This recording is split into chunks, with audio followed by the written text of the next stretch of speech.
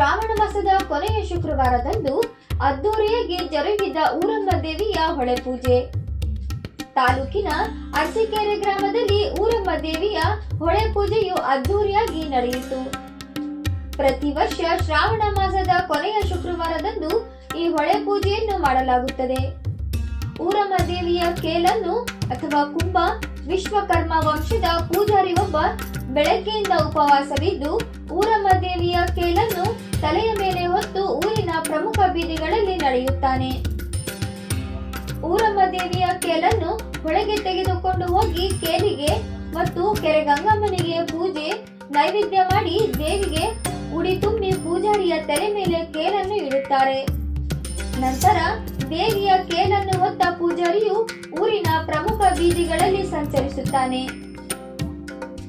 ಆಗ ಪ್ರತಿಯೊಬ್ಬರು ತಮ್ಮ ತಮ್ಮ ಮನೆಯ ಮುಂದೆ ಪೂಜಾರಿ ಹಾಗೂ ದೇವಿಯ ಕೇಲಿಗೆ ಪೂಜೆ ಮಾಡುವುದು, ಹೂವು ಹಣ್ಣು ಕಾಯಿ ಮಾಡಿಸಿ ಕಳಸವನ್ನು ಬೆಳಗುತ್ತಾರೆ.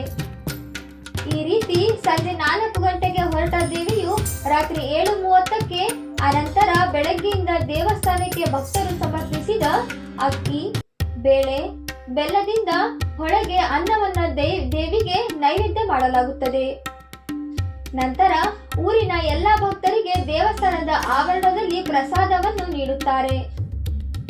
ಈ ನಮ್ಮ ಊರಿಗೆ ಜನರಿಗೆ ಮಕ್ಕಳಿಗೆ ದನ ಕರುಗಳಿಗೆ ಯಾವುದೇ ಕಾಯಿಲೆ ಕಷ್ಟ ಕಾರ್ಪಣ್ಯಗಳು ಬಾರದಿರಲೆಂದು ಇಡೀ ಊರಿನ ಭಕ್ತರು ಈ ಹೊಳೆ ಪೂಜೆ ಕಾರ್ಯಕ್ರಮವನ್ನು ಅದ್ದೂರಿಯಾಗಿ ಆಚರಣೆ ಮಾಡಿ ನಮ್ಮ ಊರನ್ನು ಕಾಯುವ ಊರಮ್ಮ ದೇವಿಯನ್ನು ಸಂಪನ್ನಳಾಗಿಸುತ್ತಾರೆ.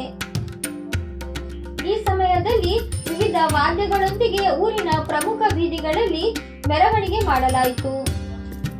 ಈ ಸಂದರ್ಭದಲ್ಲಿ ಮಾಜಿ ಸಂಸದರಾದ ವೈ ದೇವೇಂದ್ರಪ್ಪ, ಮಾಜಿ ಜಿಲ್ಲಾ ಪಂಚಾಯಿತಿ ಸದಸ್ಯರಾದ ವೈಡಿ ಸುಶೀಲಮ್ಮ, ಮುಖಂಡರಾದ ವೈಡಿ ಅಣ್ಣಪ್ಪ, ಪ್ರಶಾಂತ್ ಪಾಟೀಲ್, ಶ್ವೇತಾ ಪಾಟೀಲ್, ಲಕ್ಷ್ಮೀದೇವಿ, ಅಣ್ಣಪ್ಪ, ಅಡ್ಡಿ ಚನ್ನವೀರಪ್ಪ, ಪೂಜಾರ್ ಮರಿಯಪ್ಪ, ವೈಕೊಟ್ರೇಶ್, ಚಿದಾನಂದಪ್ಪ, ನವೀನ್, ಶಾಂತ ಪಾಟೀಲ್, ಸುನೀತಾ ಪಾಟೀಲ್, ಯೋಗೇಶ್, ಚನ್ನಪ್ಪ, ಮೋನೇಶ್, ಬಣಕಾರ್ ಶಿವಕುಮಾರ್, ಬಡಿಗೆ ವಂಶಸ್ಥರು ಹಾಗೂ ಭಕ್ತಾದಿಗಳು ಕಾರ್ಯಕ್ರಮದಲ್ಲಿ ಪಾಲ್ಗೊಂಡಿದ್ದರು.